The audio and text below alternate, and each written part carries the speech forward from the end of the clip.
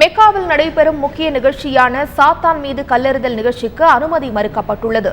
கூட்ட நெரிசலை தவிர்ப்பது உள்ளிட்ட காரணங்களுக்காக அனுமதி மறுக்கப்பட்டுள்ளதாக மெக்காவில் இருந்து தொலைபேசி வழியாக பேசிய இந்திய யூனியன் முஸ்லீம் லீக்கைச் சேர்ந்த நிஜாமுதீன் தெரிவித்துள்ளார். நிஜாமுதீன், சொல்லுங்க, சாத்தான் மீது கல்லெறியும் நிகழ்ச்சிக்கு ஏன் தடை விதிக்கப்பட்டுள்ளது? நேற்றைக்கு மத்தியானத்துக்குள்ள இங்க வினா இடத்துல நிறைய பேர் இறந்துருக்காங்க. அவங்க இறந்ததுக்கு காரணம் ஜன நெருக்கடி, நெரிசல் அப்படின்னு கொஞ்சம் எடுத்தா கூட அதிகமா இறந்தது ஆக்சிடென்ட் ஃபெயிலியர். காலையில திடீர்னு இந்த எல்லா இடத்துலயும் ஆக்சிடென்ட் ப்ரோ பண்ணிட்டு இருக்காங்க. பட் நேற்று திடீர்னு ஃபெயிலியர் ஆயிடுச்சு. அதனால நிறைய வயசானவங்களுக்கு மூச்சு திணறல் ஆயிடுச்சு. வெயில் அதிகம், ஆக்சிடென்ட் இல்லை, சுவாசம் பற்றாக்குறை. அதுல வயசானவங்க நிறைய பேர் ஆயிட்டாங்க.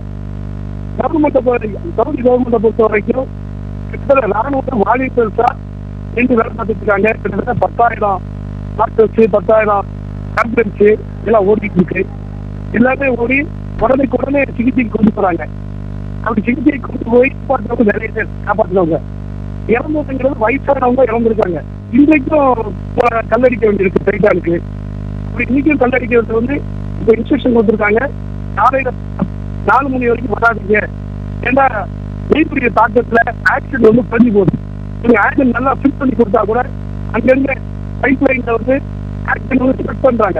அப்படி ஸ்ப்ரெட் பண்ணா கூட இன்னைக்கு உள்ள சூழ்நிலையில சன் ஸ்ட்ரோக் அதிகமா இருந்தா அது ஆக்சிடென்ட் குறைச்சி போயிடும்.